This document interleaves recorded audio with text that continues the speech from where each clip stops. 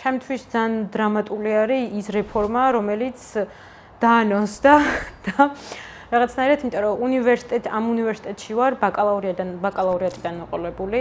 ყოველ ახალ საფეხურზე გადასვლისას რაღაც ახალი კარი იხსნებოდა თითქოს და ახალი შესაძლებლობებს მაძლევდა.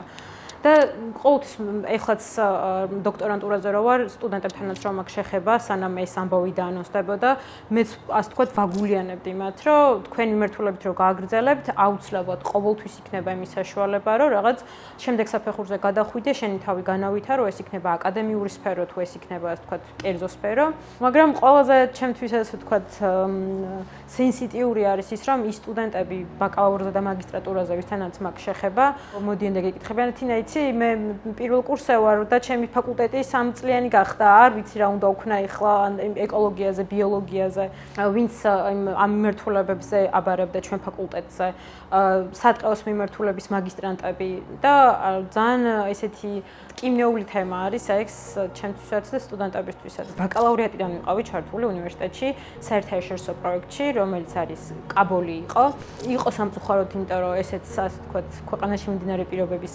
პრობლემების გამო იყო და არა არის ახლაც და კაბოლის ფუნქცია იყო, რომ კავკასიაში, საქართველოს და სომხეთის შევდიოდით ამ კონსორციუმში გერმანიასთან ერთად, რომ შეგვესწავლა ბიომრავალფეროვნება როგორც ცხოველების, ასევე ყველა ცოცხალი ორგანიზმის. და ამ პროექტში ჩემი პროფესორები მენდნენ, მაშინ ან ბაკალავრიატი ახალ დამთავრებული 23 წლის, 24 წლის ვიყავი, მენდნენ და ამ პროექტის მთავარი კოორდინატორი ვიყავი და მე მევალებოდა საქართველოში მიმდინარე პროცესების და რაღაც რა თქმა უნდა დახმარებით, იმიტომ რომ მეხმარებოდნენ ჩემი პროფესორებიც, მაგრამ ეს ჩემთვის მაშინ იმხელა სტიმული იყო, რომ ეს ადამიანები, ესე იგი მე რაღაც გუშინ მაგისტრატურა დამთავრებულ ადამიანს მენდნენ და ქვეყანაში ესეთი მნიშვნელოვანი პროექტის წარმართვა ჩამაბარეს გერმანელ კოლეგებთან კომუნიკაცია, ჩამაბარეს სომეხ კოლეგებთან კომუნიკაცია და ძალიან დიდი პასუხისმგებლობაც იყო, მაგრამ ძალიან დიდი სტიმული, რომ მიმოხვედრა იმას, რომ ესე იგი ჩემი საჭიროება ჩემს ქვეყანაში არის და არასდროს არ მქონია იმის სურვილი, რომ ქვეყნიდან წავსულიყავი, იმიტომ რომ რაღაცნაირად მეგონა, რომ აქაც შემეძლო, რომ ჩემი ასე ვთქვათ, ვალი მომეხადა ქვეყნის წინაშე. ეხლა მესამე სართულზე სადაც ვართ, გენეტიკის ლაბორატორია არის დერეფანში, სადაც მეც არაერთხელ შევხვედრივ ხოლმე და ჩვენი ლაბორანტები თუ თქვათ ადგილზე არ არიან, მეც მიწევს ხოლმე, რომ მოიტანენ ართვის თავს ან დათვის ხორცს, ყოველ შემთხვევაში ჯერ დაუდასტურებელს, რომ დათვის ხორცია თუ არა, რომ ბრაკონიერების ფაქტებს თუ მოხდება და ასე თქვა დაფიქსირება. მოვავთ ხოლმე ჩვენთან უნივერსიტეტში, ჩემი კოლეგები აკეთებენ ლაბორატორიაში ანალიზს და ანუ ეს არ არის ისე, რომ რაღაც წელიწადში ერთხელ ხდება, ანუ საკმაოდ ისეთი ხშირი სახე აქვს. და ანუ ეგეც იყო ხოთა შორის ჩემი ერთ-ერთი კითხვა, რომ მეთქი, ანუ თვითონ არ მოდიან მეთქი ჩვენთან და თვითონ არ გვეკითხებიან, რომ აბა ამაში დაგვეხმარეთ, აბა იმაში დაგვეხმარეთ. ეს შესაძლოა მე სამსახურს ეხება თუ არა, ეგ არ ვიცი მართალი გითხრათ პირდაპირ, მაგრამ ყოველ შემთხვევაში ბრაკონიერების ფაქტების ან ეჭვის შეტანა მაინც თუ ხდება, რომ რა ორგანიზმები არის და რა არის მართლა ეს ბუნებიდან ამოღებული სახეობები არის, რომლებიც ასე ვთქვათ მონადირებაც არ შეიძლება ეგ ორგანიზმებია თუ არა, ეგ სინჯები ჩვენთან მოდის ხოლმე. ჩვენთან მაგალითად ამ სართულზე არიან ამფიბიების სპეციალისტები, ქვეწარმავლების სპეციალისტები, ენტომოლოგები და ეხლა ერთ-ერთი ბოლოდროინდელ კვლევებშიც რაც მახსოვს, რომ ვთქვათ, ან ზურმუხტის ქსელი არის ესეთი ასე ვთქვათ, დაცული ტერიტორიების ტიპი, რომელიც პირდაპირ ევროკავშირიდან არის მოთხოვნილი, იმიტომ რომ თუ ქვეყანა გახდება მერე უკვე ევროკავშირის წევრი, ეს გადადის Nature 2000 ქვია, ესეთი ასე ვთქვათ, გაერთიანება არის დაცული ტერიტორიების და ჩვენს გვაქვს ვალდებულება, როგორც ასე ვთქვათ, სურველს, რომ ევროკავშირის წევრი გავხდეთ, რომ ზურმუხტის ქსელები, ანუ Emerald Sites ქვია, ეს საიტები უნდა გქონდეს. და იმისთვის რომ ტერიტორია Emerald Site-ში შევიდეს, უნდა მოხდეს შეფასება ამ ტერიტორიის, რომ რამდენად რა ტიპის მრავალფეროვნება აქვს, რა ტიპის ორგანიზმები ბინადრობენ აქ, მსგავსი ტიპის დოკუმენტები იწერება ჩვენთან. ანუ ჩემი კოლეგები მუშაობენ, მეც მიმუშავია, მაგალითად წერების შეფასებაზე სვანეთის და სამეგრელოს, ასე ვთქვათ, სავარაუდო ზურმუხტის ქსელის ტერიტორიაზე, რომელიც დღეს უკვე ზურმუხტის ქსელის ტერიტორიად არის დარეგისტრირებული და ამ მარტო ზურმუხტის ქსელისთვის საჭირო დოკუმენტების რო ავიღოთ, ამ დოკუმენტებს ჭირდება არა ერთი ადამიანი და ორი ადამიანი, არამედ მთელი წყება სპეციალისტებით. ეს რაც კიდე ერთი პატარა მაგალითი რაც გამოხდა. ჩემი აზრით პატარა არ არის, რომ სახელმწიფო ღირებულების საქმეები არის ესენი.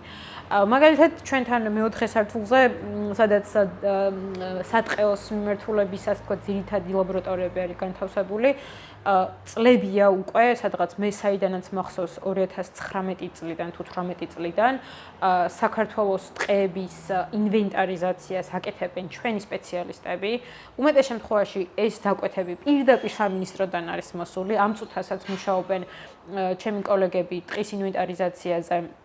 დმანისი ბოლნისის ტერიტორიაზე თუ სწორად მახსოვს, არ მინდა რომ შემეშალოს და ეს ინვენტარიზაციაც მეც არ ვიცოდი, იმიტომ რომ არ არის ჩემი სფერო, მაგრამ ჩემს კოლეგებს როცა ვლაპარაკები ხომ და ვნახულობ, რამდენად შრომატევადი საქმე არის და რამდენი ადამიანის ღამის თევა სჭირდება იმას, რომ ეს დოკუმენტები შედგეს, რუკები განახლდეს. თუნდაც სხვა თუ არაფერი ტყის ინვენტარიზაცია რო გვერდზე გადავდოთ, მთელი რუკების განახლება ხდება, ხელახლა დარუკება, დამუშავება, ძველი საბჭოთა რუკების გამოყენება და იმების განახლება, რომ ინფორმაცია რაც არის მაქსიმალურად სიზუსტით იყოს შეტანილი და აღრიცხული.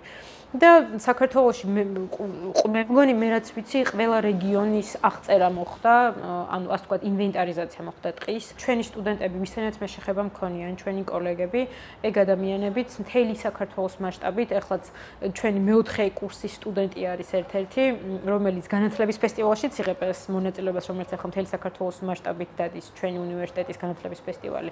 და ასევე ექსპედიციებში დარბის, რომ სეისმური სადგურები დააყენოს, იმიტომ რომ ქვეყანაში თუ მსგავსი ტიპის, ასე ვთქვათ, ელემენტარული ინფორმაცია არ იქნა, არ ვიცი მაშინ სახელმწიფო როგორ უნდა იარსებოს ჩემი აზრით. და ეს არის ის პატარა ჩამონათვალი, რასაც ილია აკეთებს პირდაპირ საქართველოსთვის და არ ვიცი, სამინისტროებში სამსახურსაც შეეხება კაბულის თანამშრომლებით რო ვახსენე, კაბულის თანამშრომლების ნაწილიც წავიდა სამინისტროებში, ჩემი კოლეგები ძალიან ბევრი, რომელიც პირდაპირ მოდიან ხოლმე თხოვნით, რომ ვინმეს ხო ვერ გაუწევთ რეკომენდაციას, რომ აი ამადამ დეპარტამენტში გარემოს დაცვითი ან სოფლის მეურნეობის ამადამ დეპარტამენტში გვესაჭიროება ამისა და ამის სპეციალისტი, ვინმეს ხო ვერ გაუწევთ რეკომენდაციას. პირდაპირ შემოდის ხოლმე ესეთი წინადადებები და ჩვენც დაუშურველად, იმიტომ რომ ესეც სახელმწიფო საქმე არის, ის ადამიანები სახელმწიფო საქმეს აკეთებენ. და მე უბრალოდ ჩემთვის კითხვა ჩნდება ხოლმე, რომ მეთქი, აი, ამდენი გამოყენება რო აქვს ილიოზე, აი, პირდაპირ ესე უხეშად რო თქვა, ამხელა რესურს რო აძლევს პირდაპირ სამინისტროებს, სახელმწიფოს პირდაპირ აი მაგ დროს შეფასებისას როგორ მოხდა შეფასება, რომ კარგი, ამდენი კი მოგცა რესურსი, მაგრამ არა უშავს, აღარ დაგჭირდება ეს რესურსი სამომავლოდ, იმიტომ რომ რა, ანუ სახელმწიფო უქმდება, ქვეყანა იხურება თუ რა ხდება.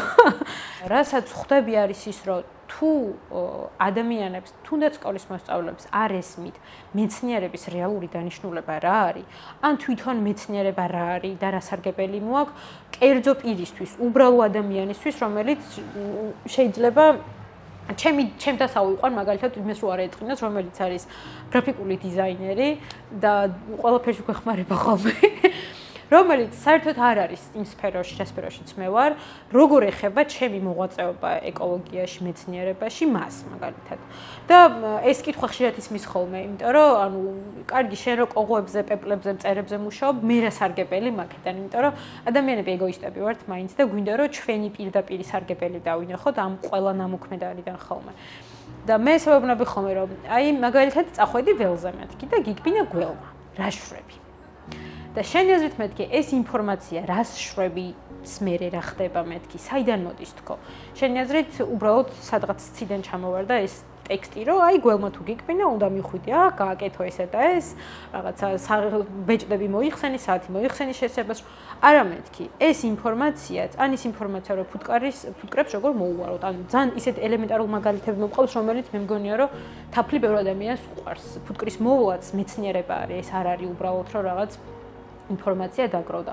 ეს ის ხელშესახები მეცნიერება, ან უბრალოდ აი წყლის ინჯა როგორც ვახცენე. წყლის ხარისხი რა ყოველდღიურობაში რეკომენდირებული არის 2 ლიტრის წყლის დალევა. ყოველ შემთხვევაში წყალს ხო ვსვამთ. ანუ ესეც ხო პირდაპირ ჩვენთან არის შეხებაში. ეს ყველაფერი არის ის ხელშესახები მეცნიერება, რასაც ჩვენ ყოველდღიურობაში ვიყენებთ. ძალიან გულდასაწყვეტი არის, რომ გეუბნებიან, რომ ანუ ეს ისევ ეგოისტური ვარიანტი რომ გეუბნებიან რომ აღარ ხარ საჭირო და მაშინ რა არჩევანს გვიტოვებენ, ანუ არჩევანი აღარ არის დატოვებული. ძალიან გულდასაწყვეტი არის, მე ვერ ვხედავ, არ ვიცი რა შეიძლება მოხდეს, თუ ეს რეფორმა ბოლომდე განხორციელდა და ყველაფერი მართლა ზუსტად ისე გატარდა, როგორც არის დაანონსებული. ჯერ ერთი ძალიან ბევრი ინფორმაცია ვერც კი ვიგებთ რა არის დაანონსებული. ძალიან რაღაც ამოწყვეტილი ინფორმაციები არის, კონტექსტიდან ამოგლეჯილი და ბოლომდე ვერ იაზრებ. ეს ყველაფერი თუ განხორციელდა არ ვიცი ნამდვილად, მე მგონი ბუნებაც ყვანახობს, რომ კარგი არაფერი მოხდება.